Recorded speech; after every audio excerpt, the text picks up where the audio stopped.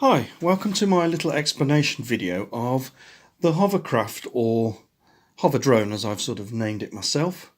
What I'm going to show is, as you might have seen in my previous video and my other clips, that there is a way of making a micro drone or a mini drone or a tiny whoop into a hovercraft. Now you can do it with just the frame like I've got here, where you can simply use the two front motors, the two back motors, the two front ones giving the lift, the two back motors giving you the thrust. The only thing I found with that was that because of the way that's designed, it means that it's unbalanced in a way, that if you increase the throttle, it lifts the front of the vehicle up, but doesn't actually help with the stability. And if you let the throttle down, you end up sort of coming down onto the skirt, and it doesn't really work. So what I thought was, what happens if you make a hovercraft using 2 flight controllers and 6 motors? So my idea was, the 4 motors that give thrust are connected to one of the flight controllers, which is underneath, as you can see.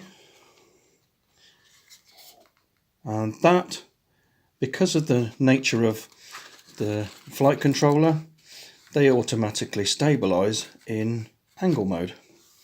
So with it being in angle mode, then chances are this will try and be more stable and more steady and level when it's moving.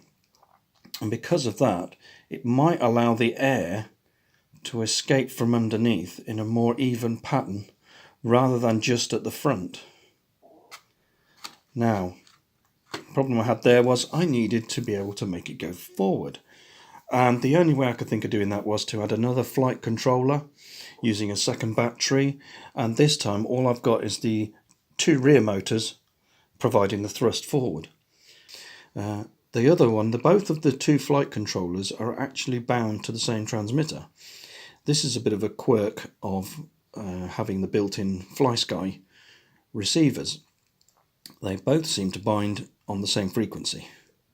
So this has allowed me to use one handset, the Turnigy Evolution, to do all of the hovercraft. So we're going to have a little pause for a minute. I'm going to see if I can connect it all up, and I'll show you how it goes. Okay, welcome back. Now I'm going to show you how it all sort of works. As you can see, flight controller on the top is on, and flight controller on the bottom is on as well.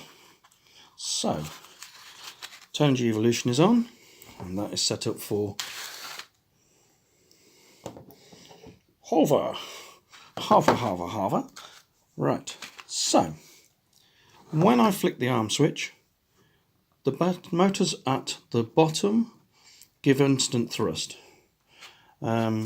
That is because of the motor stop function, the fact that it doesn't work anyway on this particular model.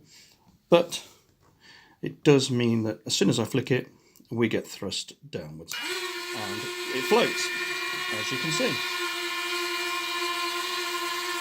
So that is floating, nice and easy. In fact, it wants to go forward, but at least with this, it stays floating, you see? So if you want thrust forward, you just push the throttle stick, and there you go. There's the motors going forward, and there you go.